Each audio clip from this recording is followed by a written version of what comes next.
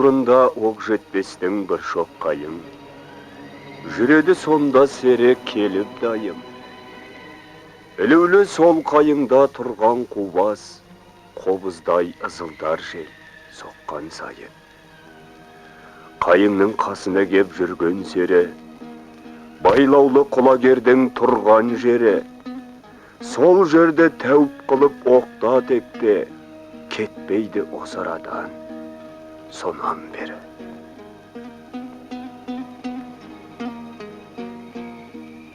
Өтті күн қалда қашта бас қуарып, қартайды сері сақал шаш қуарып. Серіксіз, елсіз, малсыз ен тауда өткізді өмірін ол басқа уанып. Тентіреп тауды дайы тастаған қып, от өшкен бойында жоқ жас құмарлық. Барар жер басар тауы бурабай боп, бейшара бағып өткен басты малғып.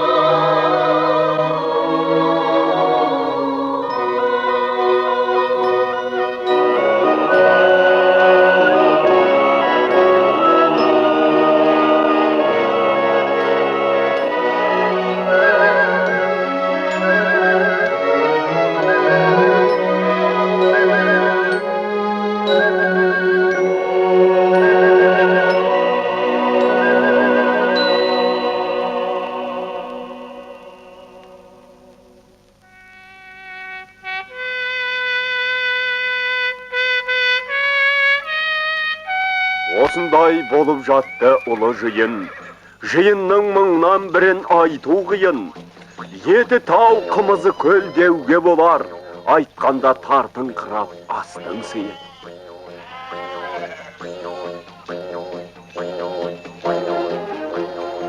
Ас! Исі қазаққа аты мәшһүр Сағынай байдың асы. Ва халайық, Сағынай байдың айтып кеткен өсиетіне құлақ салыңыздар.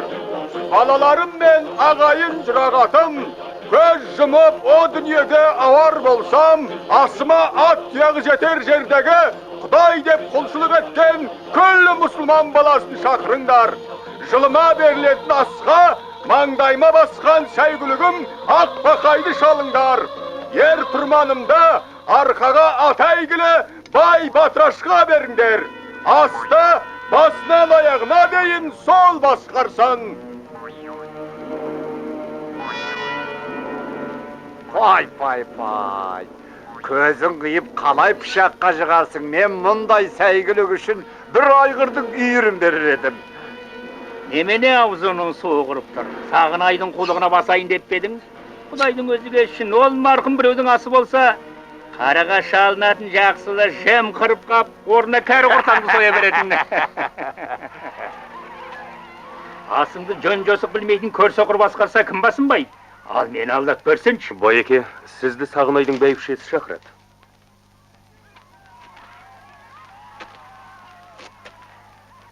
Бара тұр.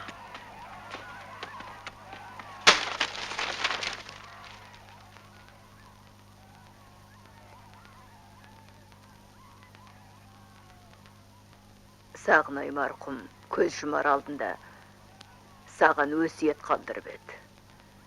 Мен өмір бойы жапан түзді аш жалаңаш қаңғыған босқындардың басын құрап, сойыл соғар құлғытан қып ұстадым. Соларды уысыңнан шығарма.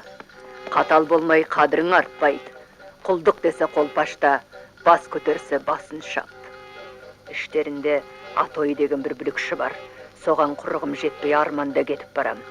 Менің асымда лажын тауып сол сүмелектің көзін құрт. Ол үшін алталашқа жарыс алып, ас үстінде ұлан асыр бәйге жаса. Кімнің аты бірінші боп озып келсе, соған Атойдың басын бәйгеге тік. Баласын көз көрмес құлақ естімес жер түбіне апарып таста. Жат жерде тұқым тегін білмей өссін. Жауда аяған жаралы, бөлтірік ертең ер жеткен соң әкесі үшін кек алады. Осы айтқандарымды екі етпей орында. Сағынайдың қылышы кімнің қолында қалғанын жұрт білсін. Сағынайдың айтқан өсиеті осы.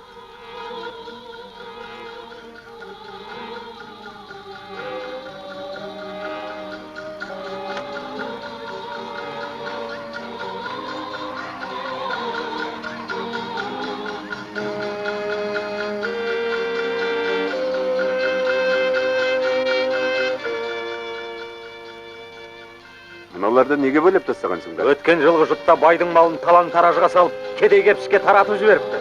Сағынай байдың құрғызын ғой. Көрді жатса да дұшпан одан қашып құтыла алмайды. Ей қалайық! Бүгін атақты Сағынай байға ас беріп, соңғы рет құрмет көрсеткен отырмыз. Дәстүр бойынша әйелдер дауыс салып жоқтап айтсын. Дәруіш аспан мен жердің құпиясын тоғылап сыр шертсін. Қаралы күн бітіп, қаралы ту жығылды деген осы. Енді марқұмның рухына бағышталған асы тамашалауға шақырамыз. Бергемін дегендер жамбаты бағын сынап көрсін. Жүлдеге тай-тұяқ алтын тігіледі.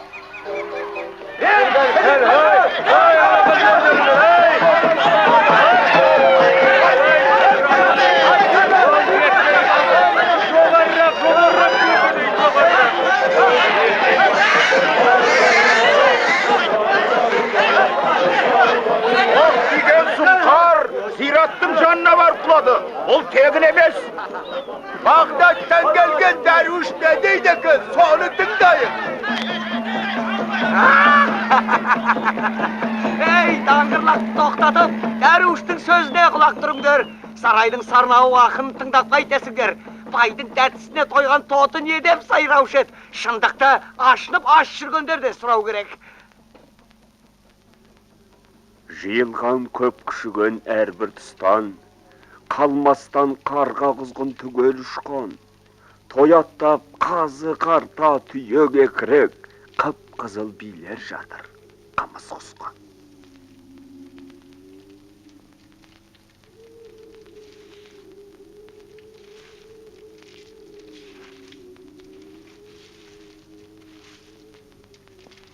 Бұл тегін құс емес екен.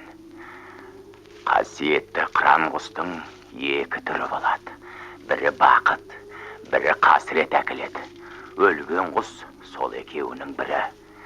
Қайсы екен түстеп айта алмаймын. Бірақ осы сәт, осы күн естеріңде болсын жамиғат. Әруақ ал жастырмаса, осы аста біреу мерт болады. Ертең дәл түс кезінде күн тұтылып, жер бетін қара түнек басады. Төбелеріңе жай түскендей бір жамандық болады. Әлдегімнің мәртебесі өседі, әлдегімнің сағы сынады. Біреудің көзі мәңгілікке жұмылады.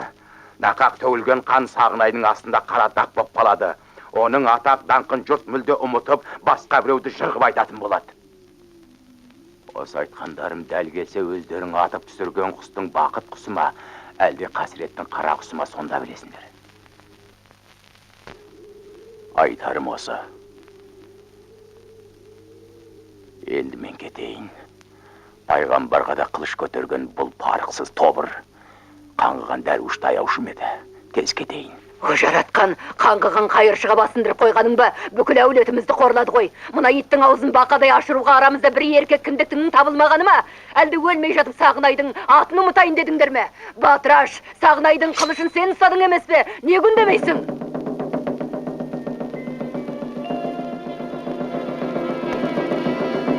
Атақты сыншы Күреңбай бәйге қосылатын аттар таңдасын. Атақты сыншы Күреңбай бәйге қосылатын аттар таңдасын. Жай ғана таңдап қоймай, есі де сол атқа лайықты болсын. Күреңбай иесінің аңқына сай келетін жүйрік таңдасын. Бұл жарыста кімнің аты озса, Бұл жарыста кімнің аты озып келсе, соның қандай тегі болса да орындар. Араға алты қонып алыс жерде алып ет жайлап жүріп ақан сері. Қабары құлагердің осы жаққа келушет еміс-еміс көптен бері.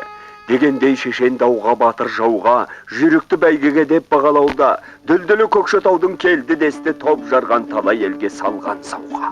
Өрілуме тау жарандар, көндедек ай адамдар. Маған құлағы діңгер келген аттай біліңдер. Айтайын қайсай біріңдай, жиылды жүйрік жиылдай, ойың менен қырынды. Жиғаласқай бүгінгі кімдер келмей қалдықтан. Аяқ жетпес алыстан, құлақ жетпес табыстан. Жиылды жұрт көндек-ай, шапқалып тұр бәйгеге. Бөкенсіндай борлар, шапсан мыңнан сұлулар, жылқы малдың жүйрігі. Серке сандай құла бар, қозыбайдың Көптеген көптің алдын бермей-ақ тұр, өзге мал онан озып келмей-ақ тұр. Шаптырмай жиын сайын бәйге сұрап, бақталай батыр рашта өрлеп-ақ тұр. Ырысау жануардың таймай-ақ тұр, батыр раш аруақ төрге айдап-ақ тұр. Алдынан әлі күнге жылқы салмай, бақытын бар жүйріктің байлап-ақ тұр. Ат шапсау ішімізде сыртымызда, көк түйғын жеткізбей тұр жылқымызда. Бас бәйге батыр раштың сыбағасы, деп тегес қойды ғарып жұртымызда. Жұртымызда.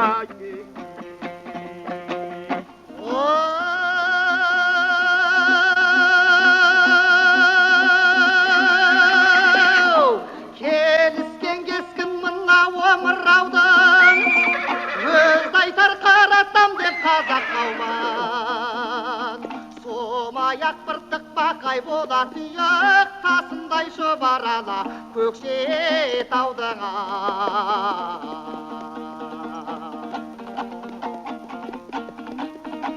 Сіңірілі жер соғары аяғы тек, түлкі төс тазы тізе ителінчек.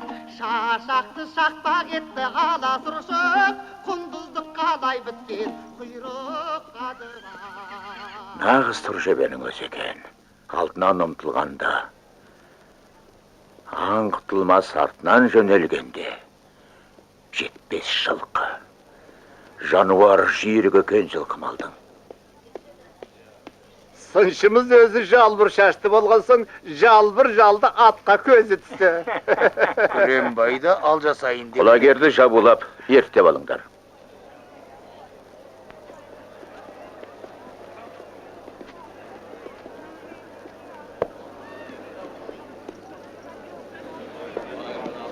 Келіскен кескі мынау, омыраудың өз айтар қаратам деп қазақ қауымын.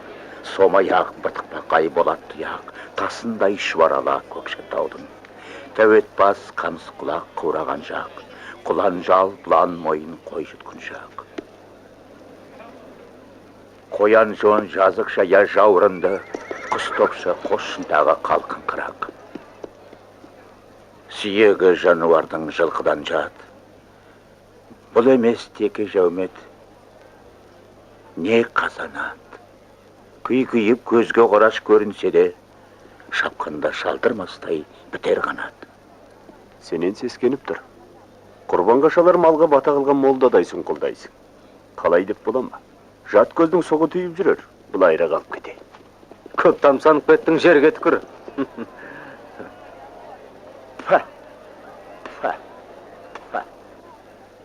Көзімнің көбеймесі бүгін ағы.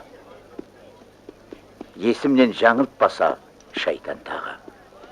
Егерде шын жылқыны мен танысам, қақ мұның бұзып жарып бәйгі алмағы. Жықпаса жалғыз қазық жануарды, бұл әзір жеткізбей тұр жылқы малға. Күреңбай жарыстың басы шартын ұмыттау дейм. Иесінің даңқы да атына сай болу керек. Ананың иесі кім? Қалыңдық таңдаған біреу болар. Ей, атыңды нағып жауылап ағансың. Көз тиетті қорқаны ғой. Бәлкім қарақшы біреу шығар? Ендеше байлап тасталық. Атойдың бас кесерлерімен бірге сүйек кеміріп жатсын. Бұл әлгі Ақан деген жарлы Жақыбайды қорқып. Тоқтатыңдар.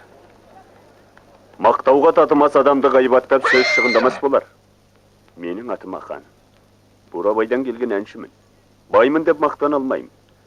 Бірақ қажет болса астымдағы атыма затымда сай екендігін дәлелдеп өнер көрсетуге бармын.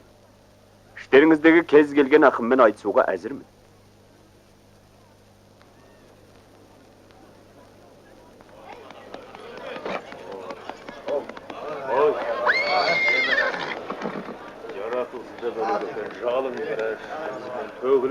Көкіректенген немені жұрт алдында мықтап тұрып омақастыр.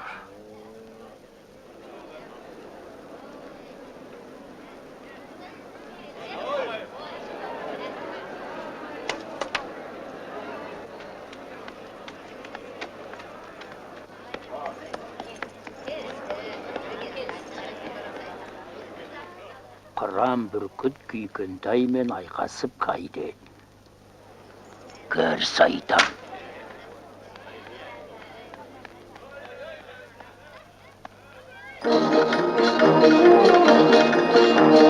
Домбыраңды сабалап, ұра берме, ақын болсаң қабықтап, қия бірле, қия бірле, қия бірле.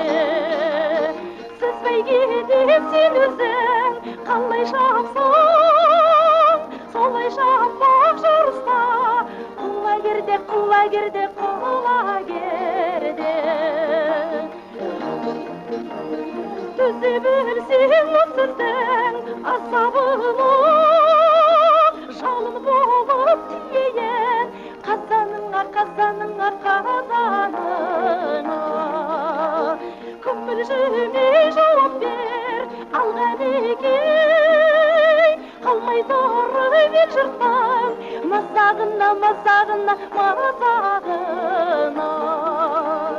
Күмілжімей жауап бер, алғанекей, қалмай зары мен жұрттың мазағына, мазағына, мазағына, мазағына.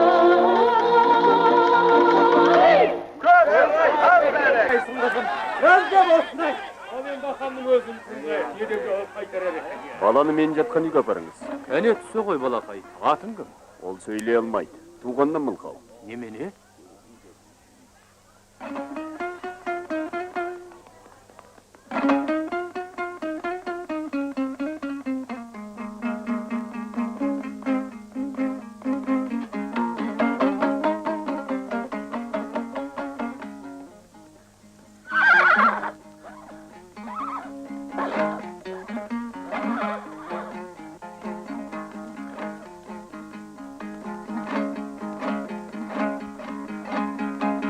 Қарашай құтырын мынау қызды, көңілім қызды көріп ала қызды. Аңқиды гүлдің иісі ертеліге, жумасаң шықпай дейсі жуаңы.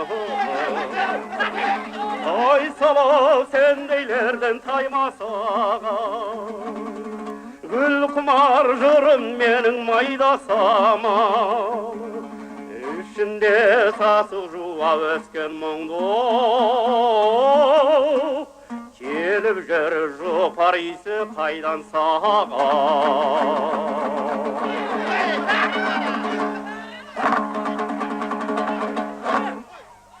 Не Ағыңды түсінбедім. Сен ұзарымсақсың, Сардалы саған. Батыраш сенің сасыған ұлысыңмен атымды аластамақ бол. Сен болсаң шәкірттеріме аяғын аспаннан келтіреді деп күпінесің. Бірақ олар сенің сабағыңнан көктеп келе жатқан жапырақ қой. Ойларына зәрлейсің дәлі дарыта қойған жоқ. Шапқыншы келе жатыр. Атойдың баласын басқа жаққа әкетеді. Алыс жолға аттануға әзірміз. Біз күнәһар болмас үшін Құдайдан ақ жол тілеңіздер. Қылмысқа бата беру, қылмыс істеуден де бетер күнә. Әнмен айтып, ақан бата берсін. Қалайық! Сағынайдың айтып кеткен өсиеті бойынша Қарақшы Атойдың баласы жат жерге барып тасталады. Бұларың не сұмдық? Қалай дәттерің барады жауыздар? Жабауыздар, қайтыңдар! Сәбиге аяушылық етіңдер. Бұл Сағынай байдың артына қалдырған өсиеті. Қарақшылар тұқымы ол жатқан топыраққа тамыр жаюға тиіс емес. Сағынайдың өсиетін орындау үшін ақан өлеңмен бата береді. Мұндай жауыздықты кім көрген? Кішкентай сәбиді аяса еттім, не деген тас жүрек еді. Жат жерге қаңғыртып жіберген дәттері қалай шыдайды? Сорлы бейшара, шіретіп жерге түспей жатып, мұндай күйге шыдардай Құдайға не жазбек? Екі дүниеде оңбас бұл жауыздар. Жарайды, Батыраш. Сөзімді сөйлесін деп әдейі от қитеріп тұрсың ғой. Жұрт мені сөге жамандамас. Ел басына күн туған сонау забалаң шақтағы қайғылы бір уақиғаны айтып берейін. Ол кезде дәті жетіп шындықты айтқан адамды елден аластап қуып жіберетін бол.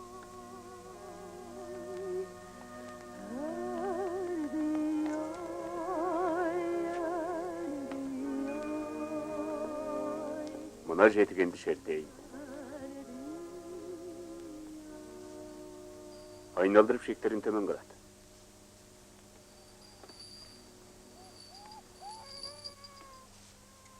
Міне енді бесік болды.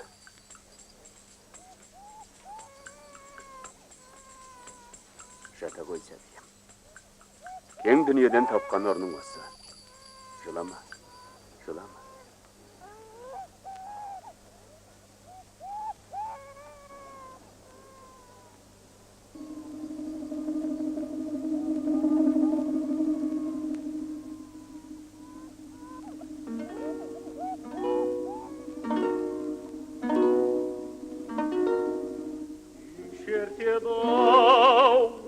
Amalsız ketip elde, jetip yerden jayında.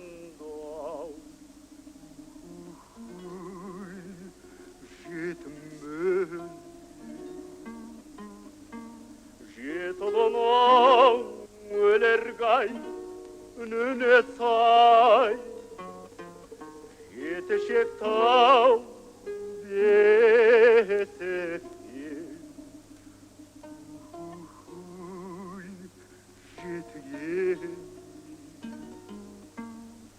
Sonda barı kapalı azap tutay atacağım en aykası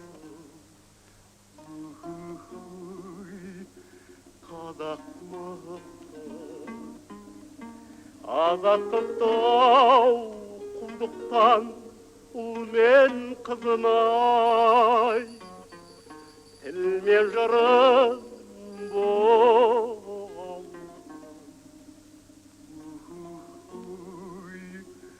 Azatlık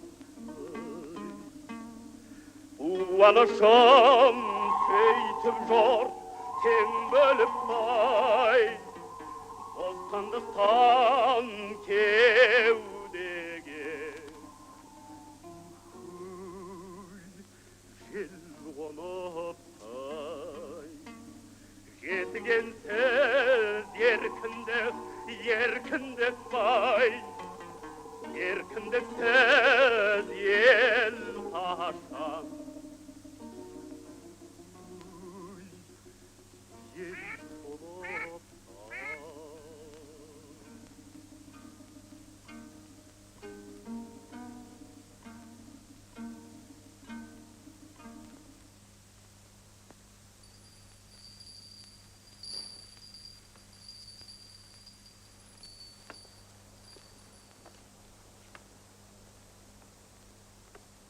Жетігеннің сазын бұзып қайтесіңдер. Жетішегі жеті ғұмыр өксіген. Егер мұна сәбиде жандарың түршікпей жат жерге жіберсеңдер, шырылдаған үні өмір бақи құлақтарыңнан кетпей. Дұрыстап көріп естеріңе сақтап қалыңдар. Қақыраған жетім бесікке зар болып тағылар жаңа бір шек осы шығар. Жетігеннің жетішегі аз беді бізге.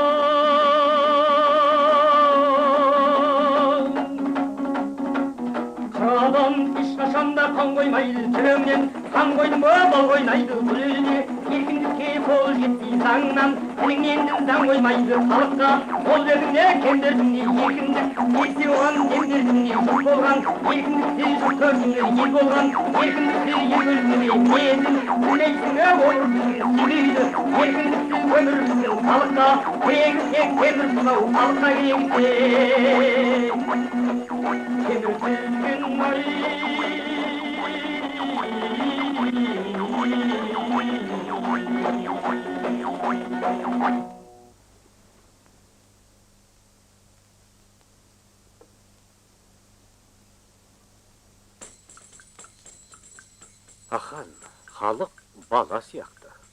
Бостандықты бұран салсаң, дүркіре бас көші керек етуге әрқашан даяр. Жылнамалардың сарғайған беттерін парақтап көріш. Не бір патшалықтың қалай жермен шексем болғаны жазылған. Еркін ойдың шетегін еремдеп талай ұлы халық құрып кеткен. Халықты мықтап ұстайтын ноқта керек. Әйтпесе бетімен лағып бітеді. Табынатын тәңірің, бағынатын әмірің біреу болуға тиіс. Сен бейшараға айналасына індет таратқан алабес болса да бәрібір. Мұрныңа май шелпек тосса болды. Қырылсаң да қолды құр деп сарнайсың.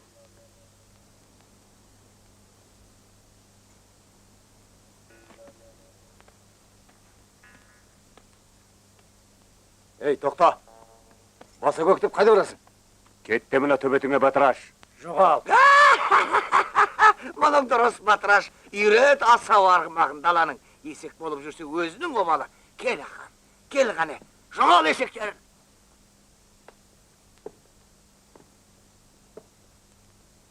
Асада әр уақытың артына қалдырған өсиетін орындауы керек. Ие. Сендер пендешілікке бұрып бара жатырсыңдар. Бұл істерің жұрттың көңілінен шықпауы мүмкін. Ата-баба дәстүріне қарсы шықсаң, қолыңдағы қылышыңнан айырыласың. Ата-бабаның мынандай да дәстүрі бар. Кімдегі масаданың жарлығын орындамаса басы домалап жерге түседі. Оны өзің де білесің. Мына қайқы қылыш қолында тұрғанда мені Сағынайдың тірі жүрген әруағы деп есепте. Ұқтың ба? Әруақтың атын жамылам де.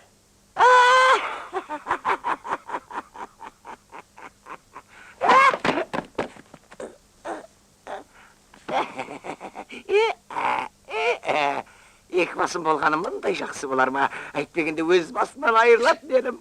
Ақан сорлау, сенің басың біреу ақ қой.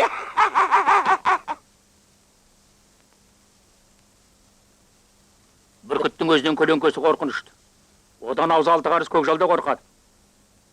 Тәжікелесіп отыруға уақыт жоқ. Не тілегің бар айт.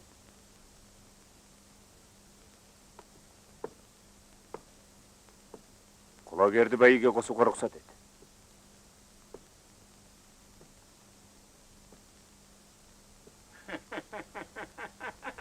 Қалайық, Батыраш байдың сөзіне құлақ түріңдер. Бай, құлагерді бәйгеге шабатын аттардың санатына қосты. Құлагерді бәйгеге шабатын аттардың санатына қосты. Күреңбай сыншының айтқаны біз үшін заң. Күреңбай сыншының айтқаны біз үшін заң. Әншақан өзінің құрметті мейман екенін өнерімен дәлелдеді. Құлагер бәйгеден озып келсе қайтеміз.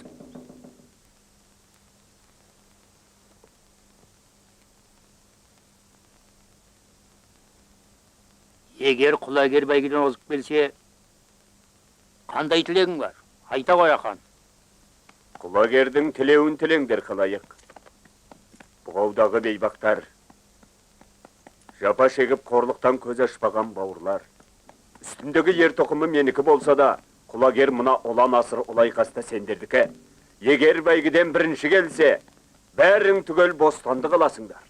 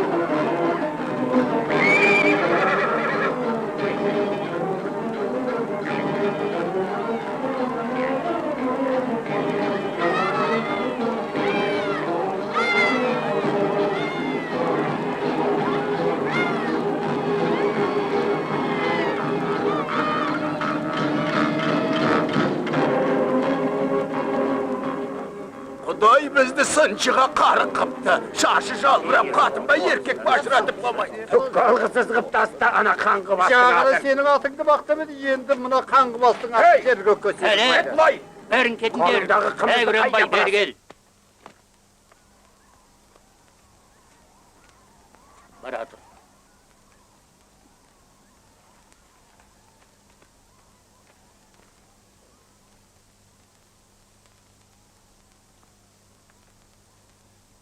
Көктүйгі мен құлагердің қайсы созады? Ятқа қалмайын десен көк тұйғыныңды қоспай-ақ қой.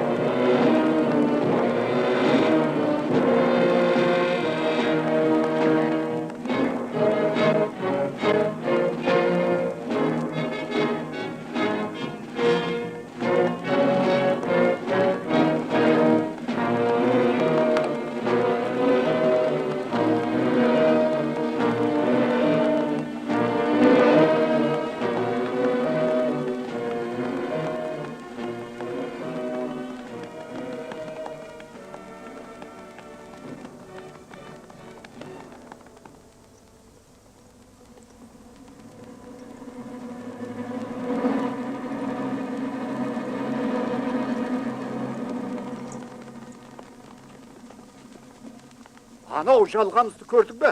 Соған жеткенше атыңды тежеп отыр. Ағаштың тұсына келгенде тізгініңді қоя бер. Жалына жабысып құламасаң болды. Өзі-ақ сілтейді.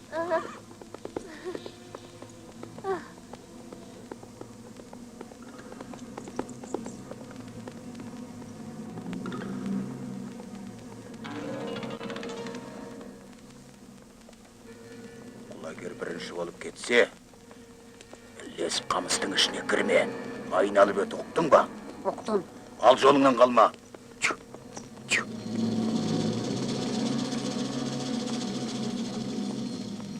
Әлгі айтқан қамысы осы.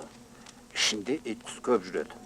Құлагер жасқанып тартыншақтаса, қамшымен тартып жібер.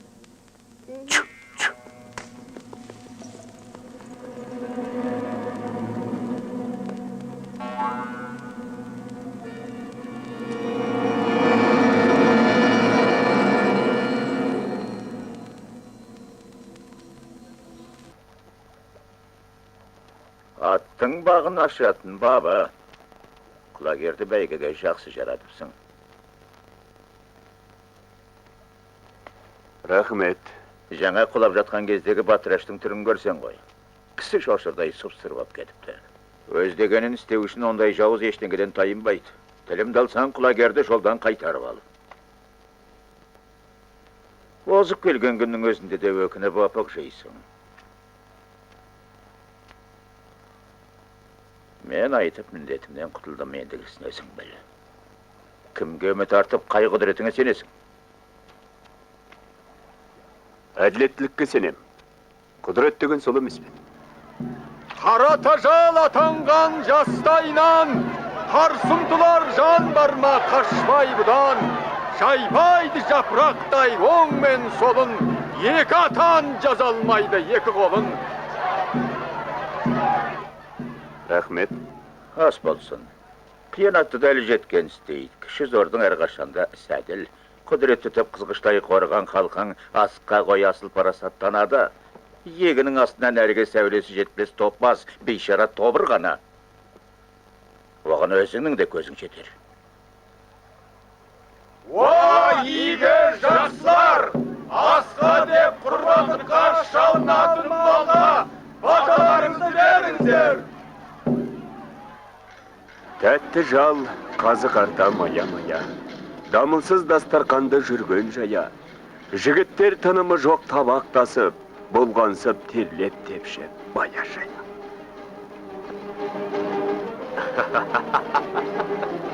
Ел мақтаған жігітті қыз жақтаған деп жұрт тегін айтама, ақан. Өзің бұл атың дүлділ атанып дәуірлеп тұрған жігітсің ғой қазір. Қызғыр қынсаған қызықпағанда кімге қызығады? Бірақ мәңгісті басқақтай берем деп ойлама. Бақ деген опасыз бүгін бар ертең жоқ. Кезінде мен де арқаға ат әйгілі сері болғанмын. Қошеметке мастанып теңдесі жоқ тәңірдей сезінетінмін. Сөйтсем мен жел өтінде қалдыраған жалғыз түп селеу екенмін. Өз билігі өзінде жоқтың адаммын деп жер басып жүруі бекер. Сен бақыттысың. Менің күнім өткен. Сенің жұлдызың енді туып келеді. Тек жанбай жатып, сөніп тұрмай жатып, шөгіп мен сияқты қор болма. Менің түбіме жеткен осылар. Алдарында барлайым дегенше иримге түскен шаңқада елеп алып құрдымға батырды да жіберді. О, бұлардың қармағына бірлікпе, іліксен құтылуың қиын. Менің керімді кимесінде айтып отырған ақылым ғой. Өзіңді әнмен бірге жасап, халқың да сенің әніңді жасқанбай айтса екен деймін. Руақ сақалдары өзара кеңесе келіп, атақты Батырашбайды бас асада етіп тағайындады. Айттым ғой. Мен барып Батырашбайдың қолын алайын. Ал сау болақан, алдыңда талай сын бар екенін ұмытпа. Кеттім.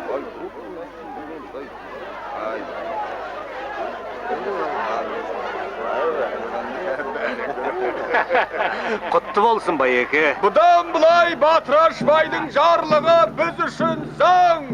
Тек аты бәйгіден бірінші келген адам ғана оның алдына барып қандай тілегі болса да орындатқызуға хақысы бар. Ана бойжеткенді көрдің бе? Кешке алып кел.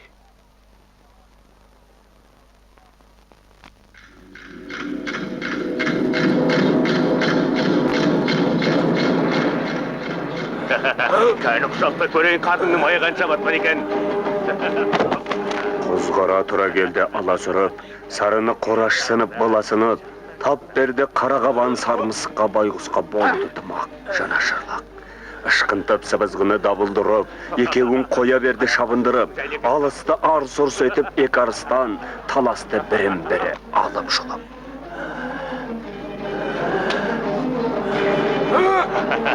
Кәні мен сені бір дөңгелетіп көрейін. Күшік, орбандығы қарапқа. Оңай жеңетін адамды тапқан екенсің. Екеуі де мықты, бірін-бірі жеңе алмады. Сондықтан қазылар жүлдені екеуіне бөліп беруге ұйғарды. Тоқтай тұрыңдар, күрес әлі біткен жоқ. Шуламаңдар. Бір арыс елдің сүйегін сындырып, жерге қаратқын келмесе, шық қайтадан кілемге, өліспей берісте. Сүйегің осында қалсын, шешім olsa, біздің балуан жеңбей қоймайды, қайта күресеміз. Жерге қоймамаңдар. Жүлдені ешкімге де бермеймін. Басы бүтін түгел алам. Бір қатынды екі байға бөліп бергенді қайдан көрдің дер? Мен бақ төрешімін. Төреші түгіл одан зорғы болсаң да, кәне бер шық күшік, сүйегіңді күтіп талқан етейін. Ниетпен жүрер қойғызу керек. Жұртты көрдің бе, көзі қанталап әбден елері болған. Шықпай-ақ қойсаң қайтеді. Өзіңнің әлің бар еді ғой, ұмыттың ба? Халқым менің, қалай ұғам сырыңды, мінезің бар мінезіндей баланың, қайсы бұрыс, қайсы дұрыс сесіңнің, айыра алмай кей сәтте дал боламын. Бұл сенің сөзің ақан. Намысым үшін өлуге бармын. Күресуге сен дайын болсаң, мен дайынмын, қара дәу. Кел бері шырылдатып жанымды, жаханнамға жіберейін. Жоқ. Қалайым, сіздердің тілектеріңіз бойынша бас асада Батырашбай күресті әрі қарай жалғастыруға рұқсат етті.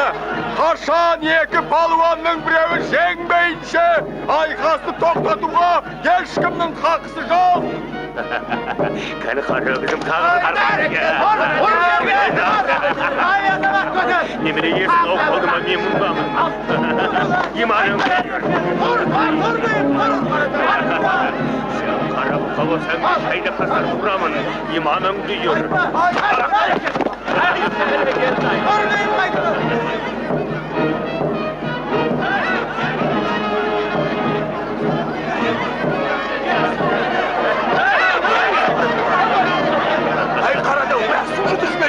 Келемей, жоғалыңдар қане. Байжауды таппар екенсің. Иманым бір қазіргі үйді тандырамын. Үлгеннің көкін солға бұрар жіберді.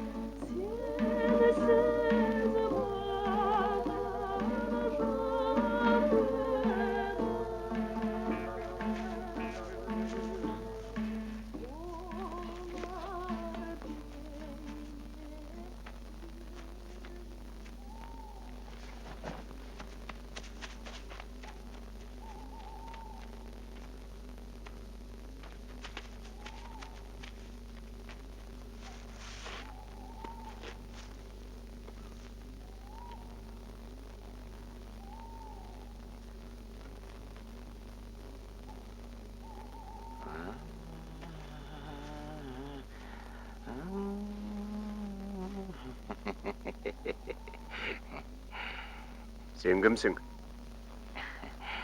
Жыммын ба, перімін бе білмейм. Peri bolsang bunda ne qilib o'tirsin? Sayqimizaqmın de. Тоқтай тұр. Кептер байлап, сұңқарды тұзаққа түсіргелі жүр ғой дейін біреулер. Сұңқараған алдына қоймас. Жемдік көрсе қалбалақтап ұшатын қызғын емес.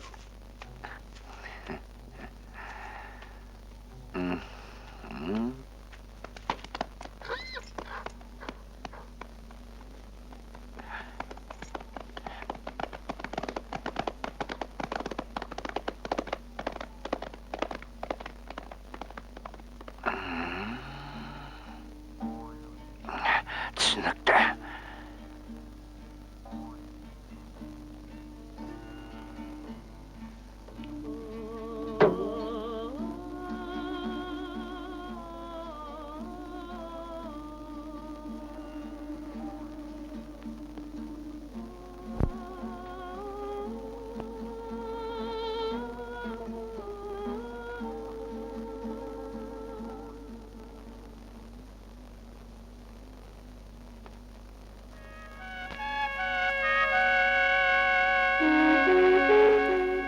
Күңірентті ойдығырды өңшөн күлік, арқаны дүбірлетті дүбір қылып, көшіріп жерді көкті келеді аттар, келген кең даланы бүліндіріп.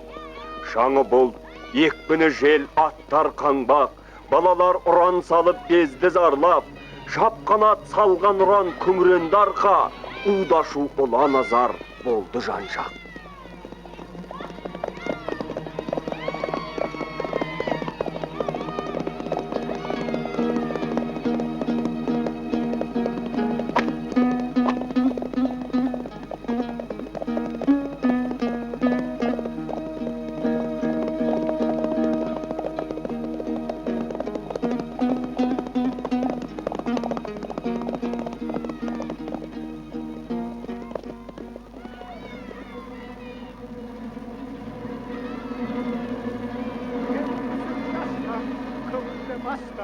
Байгедейін білімдей, қыз десе күліп, құрағын біліп, көп шаруаның біріндей.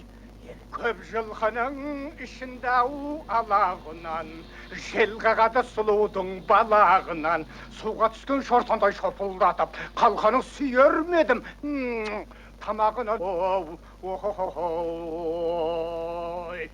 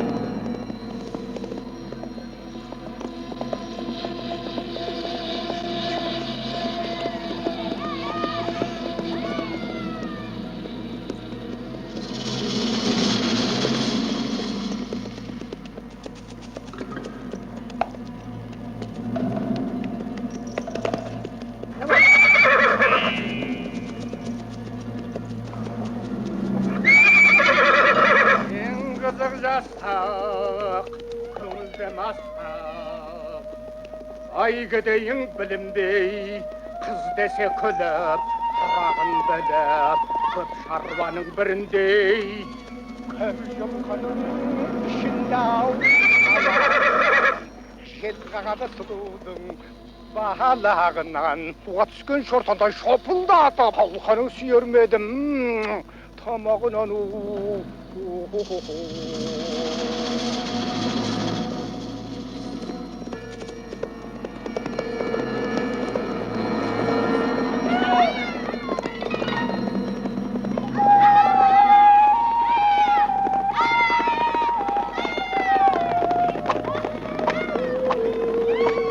Жоғал деймін, қой.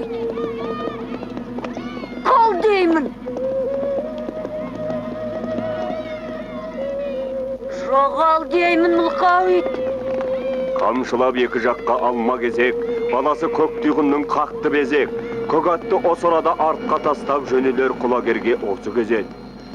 Лен жуан мен кеуде намыс ере, суық қол Батыраштың жібергені, жалт етті жайдың оты жүрегінен кек қайнап, мұз құйылып жүре берді.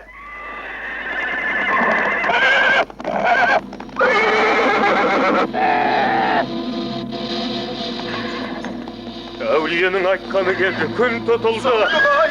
Күн тұтылды. Айға жалбарынан құлшылық етіңдер. Ерінің бірін көйлеп тұр. Құлшылық етіңдер. Енді айтай көр.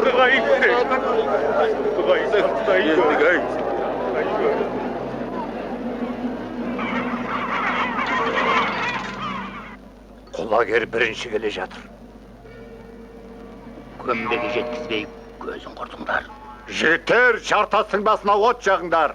Ей, мына мақұлық болдан тілін алып, мінәжат етіп жатырсыңдар ма?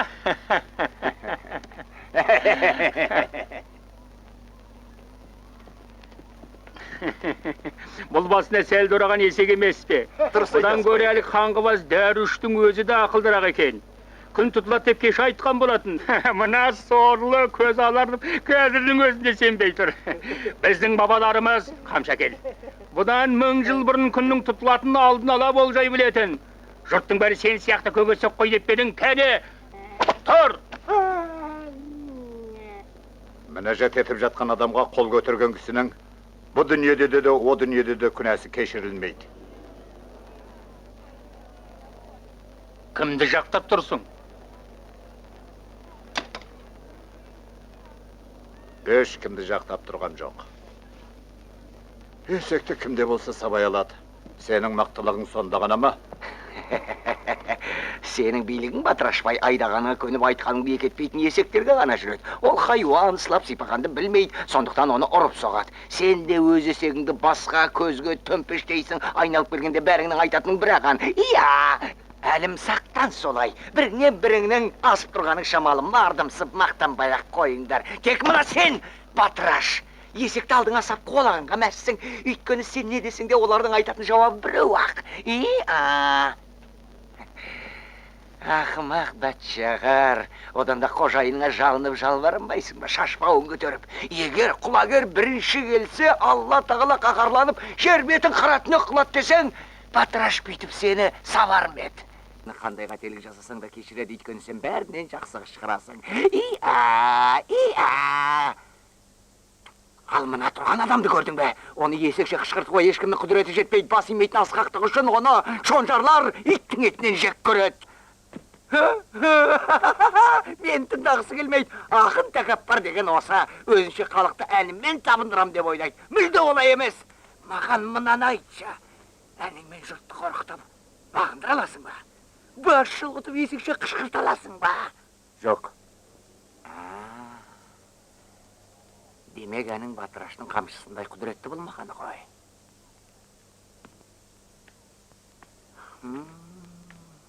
Тоқтай тұр, ақын. Айтар сөзімді аяғына дейін тыңда. Алдыңда не күтіп тұрғанын білесің бе? Қазір мен қолыма садақпен жебен алам да, ақ жүректің тұсы деп өлер жерің осы деп тартықтап жіберем. Бір адам араша түсіп кесекөлденің тұрмайды. Міне, жалғыз екеніңе көзің әптен жетті ме? 3-ке дейін санайым. 1, 2, 3. Қане, жанашып қорғайтындар. Сені ешкімде керек қылмайды, хан. Енді алысып жүрген жауыңа қара. Батыраш, иманыңды үйре бер. Ой, кедей! Sana isapta!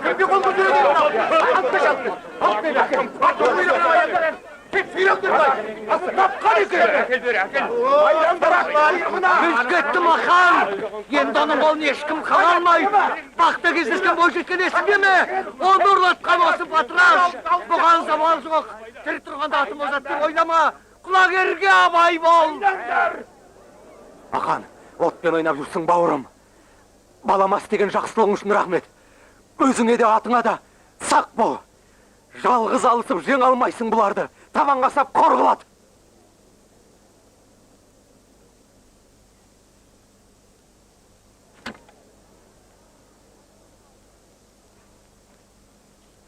Мына жебені ақтап қой.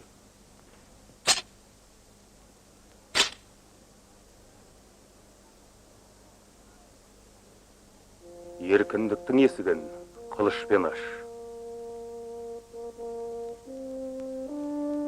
Еркіндіктің есігін қылышпен аш.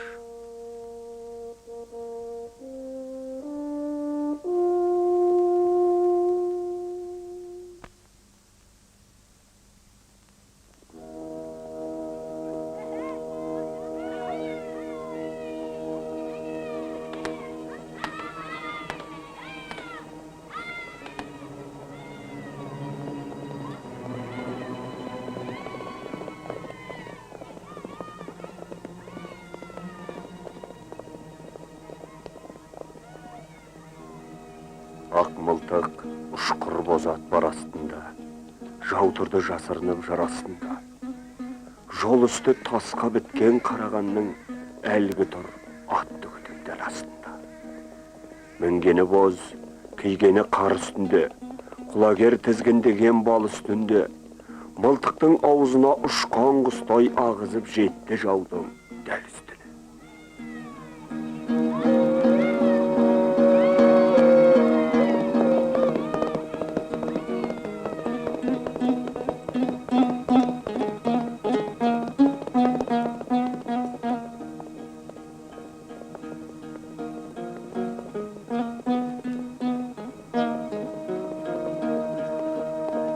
Жанына еліміздің жылқы жаққан, жылқыға жетпеген көз жаутан қаққан.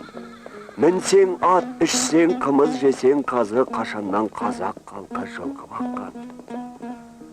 Атты артық көрген елміз мінген тақтан, қызығақ біздің бәйге қырда шапқан.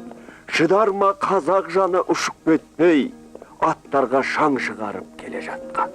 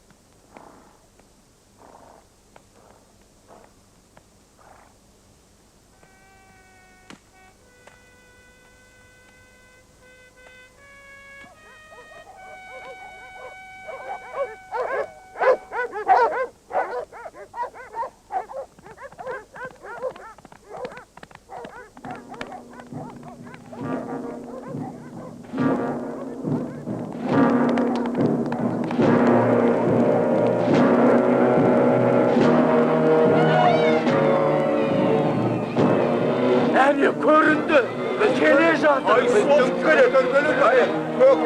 Батырастың аты ма? Көктүйғын осты жануар ай.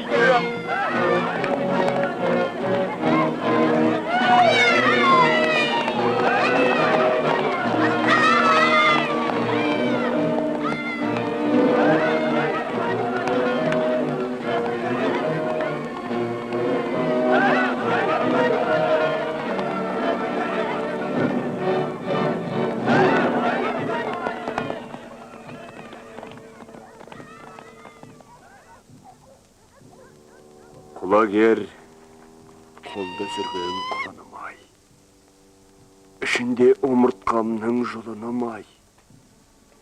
Жан бекен, сайтан бекен, қаза болғыр, қанды қол, қастық менен руын-ай. Құлагер, құлыныңнан керімедің, нағашым сұрағанда беріп едің. Аттарды ерейменге айдағанда оқты көз, у құйылғыр көріп едің.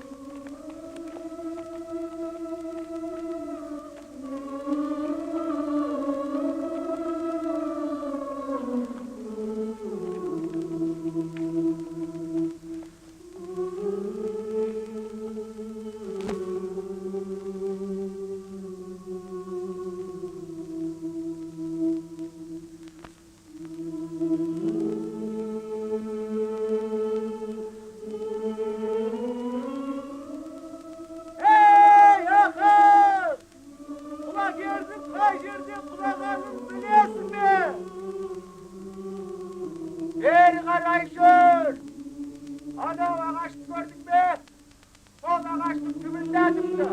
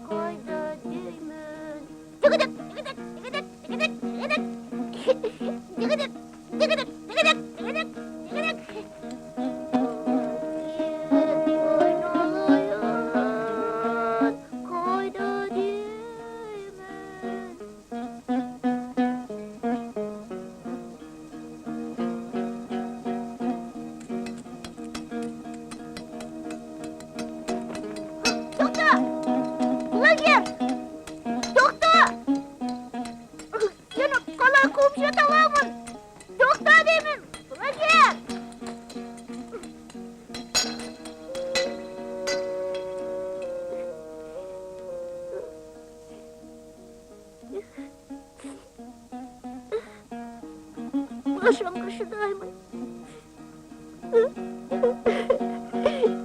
Мылқау адам сияқты үндемейсің. Бүйте берсең ауылға кетіп қалам.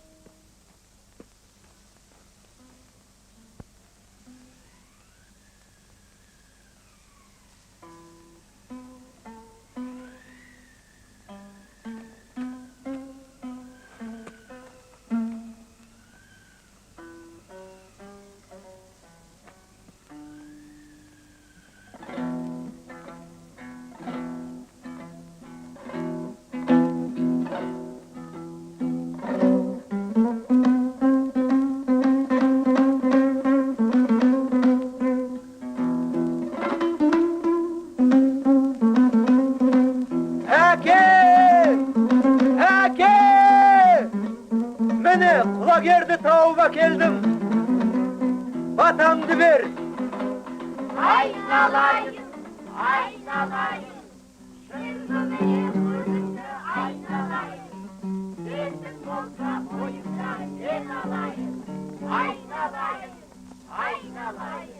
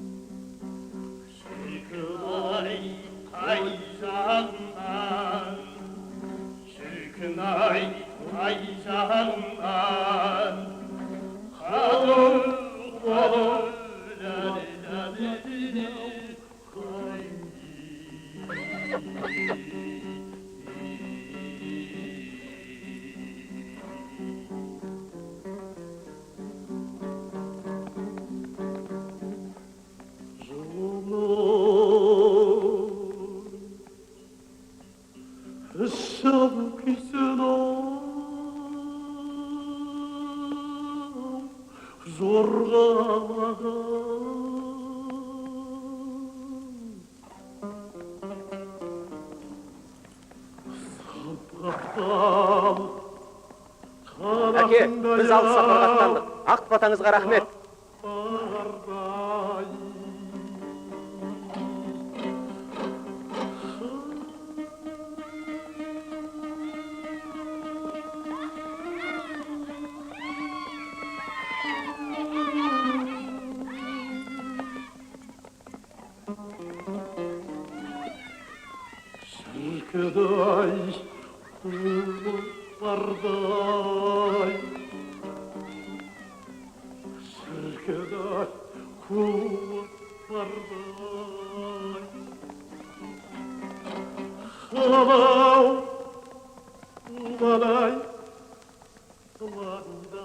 Hello.